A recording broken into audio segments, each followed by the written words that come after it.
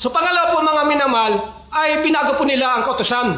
Pinapalabas nila na si Yahusay Misaya po ay ipinako sa krus na katulad ng mga tinatato na simbol ng digmaan at simbol ng pagkarismo ni Thomas Cross, mga minamahal. Ayon po mga minamahal kaya sa mga Hudyo, sa Juan chapter 18 verse 30 and 31, Juan chapter 9, 19 verse 7, pinipilit po ng mga Hudyo kay Pilato na mayroon silang kautusan na sinusunod sa lumang tipan na dapat parusahan ng kamatayan si Masaya Yahushua, mga minamahal. At ito pong nakasulat po sa aklat ni Moises na parusahan ng kamatayan, exclusive po ito sa mga mamayang Israel, sa mga Hudyo na nagkasala po, mga minamahal.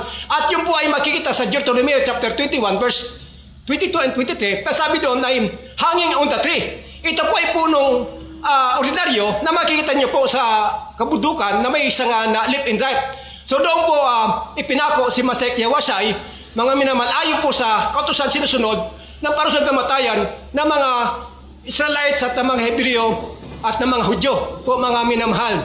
At ayon po sa Acts chapter 5 verse 29 and 30 na hanging on the tree.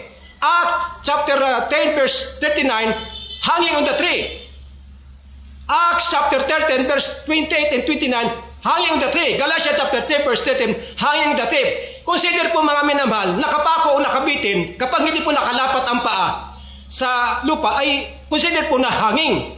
So mga minamahal, yun po yung pangalawang binago po ng mga Romano na binago po ng kautusan tungkol sa parusang kamatayan kay Masaya Yahushua. So mga minamahal, pangatlong pinagbago nila o binago nila ang Matthew chapter 16 verse 18-19 na yung original na nakasulat po dyan, mga minamahal, ay kingdom, hindi po ecclesia. Kaya nga po may susi. Dahil ang kingdom po, may mga pintuan po. At kailangan po talaga ng susi. Kaya, mga minamahal, ay ang kanila pong inilagay po ecclesia or iglesia. Para tumugma naman po, mga minamahal, sa kanilang pinaglalaban na doktrina na ang Iglesia Katolika Romana raw po ang totoong simbahan na tinayo sa Jerusalem noong 33 AD. So mga minamahal, para tumugma po sa doktrina ng Vatican na dagdag bawas po, mga minamahal. Mga minamahal, kaya po maraming pastor na bumabalik sa Romano Katoliko dahil po sa mga pagbabago na yan sa banal na kasulatan.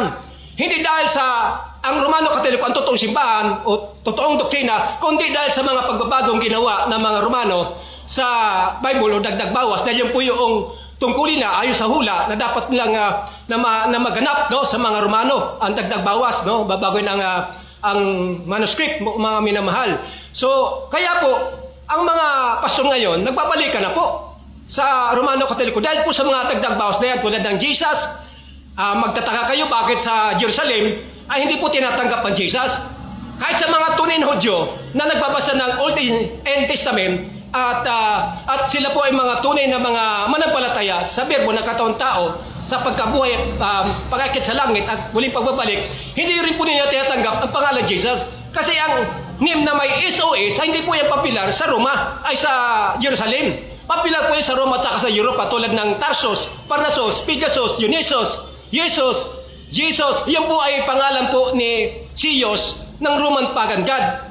Para pumapor po sa Romano ang pangalan po ng Misaya. Kaya binago po nila ang original Hebrew name na binigay ng Angel kay Maria at binigyan po nila ng pangalan na papapor sa Roma. Dahil po sa mga pagbabago niyan, yung cross, ang ecclesia, no, yung araw ng creation, at yan po ay dahilan po kung bakit ito rin po ay tinanggap ng mga pastor at pinapangalan nila diyan sa kanilang mga simbahan.